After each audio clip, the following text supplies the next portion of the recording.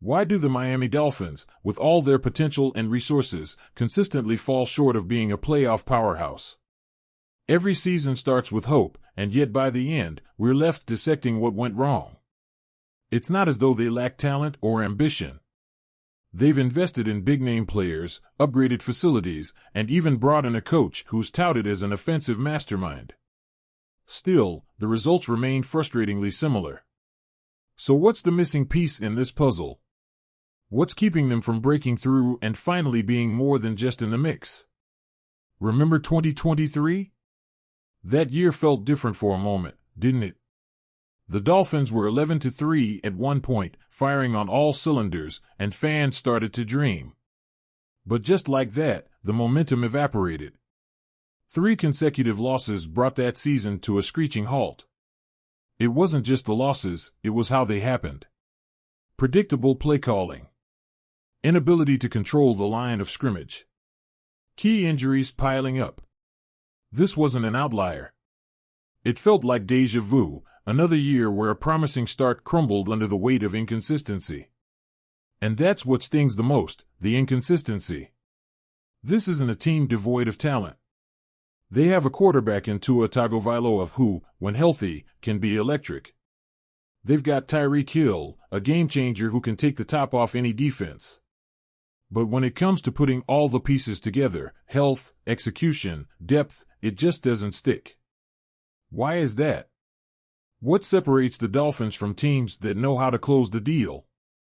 Look at the NFL's elite.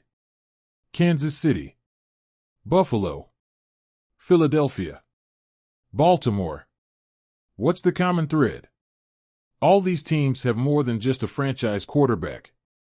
They've built cultures that breed resilience and consistency. Patrick Mahomes can work magic in Kansas City, but that team's offensive line protects him like Fort Knox. Josh Allen might be a wrecking ball in Buffalo, but the Bills' defense is relentless. The Eagles? They own the trenches, and Jalen Hurts provides that dual-threat capability that keeps defenses on edge. These teams also have something that often goes unnoticed: health. It might seem like luck, but top-tier franchises often stay healthier down the stretch. Is it better training programs? Smarter game plans? Or are the Dolphins just cursed in comparison? Every year it feels like Miami limps to the finish line, while other teams hit their stride. Then there are the teams that have passed the Dolphins by. The Detroit Lions are no longer a punchline, they've built a powerhouse in the trenches. Their offensive line might be the best in football, and their identity as a physical team drives everything they do. Jared Goff isn't a superstar, but he doesn't have to be. The Lions have built a team that wins from the inside out. The Texans? The Commanders? Both were written off just a few years ago, but they've turned it around quickly.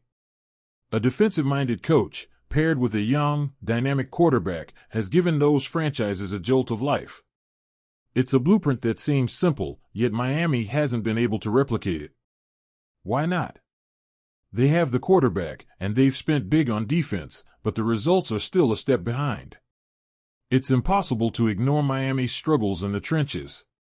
Games are won and lost at the line of scrimmage, and this is where the Dolphins continually falter.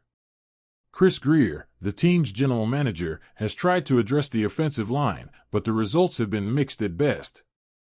The unit hasn't been dominant, and that lack of physicality trickles down to every aspect of the offense. No running game. Predictable play calling.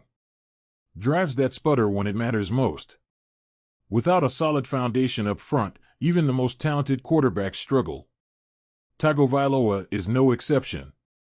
When the protection holds up, he's capable of lighting up the scoreboard. But when the pressure comes, things unravel quickly. If Miami wants to take the next step, this is where it has to start. They need a line that can dictate the game, not just survive it. But it's not just about the players on the field. Winning teams have cultures where accountability is a cornerstone. Do the Dolphins have that? Mike McDaniel is an innovative mind, but has he established the type of competitive, disciplined culture that drives teams to greatness? When penalties pile up or execution falters late in games, it raises questions. Are players holding themselves and each other to the highest standards? Or is the environment too loose to sustain success? And then there's the elephant in the room, health.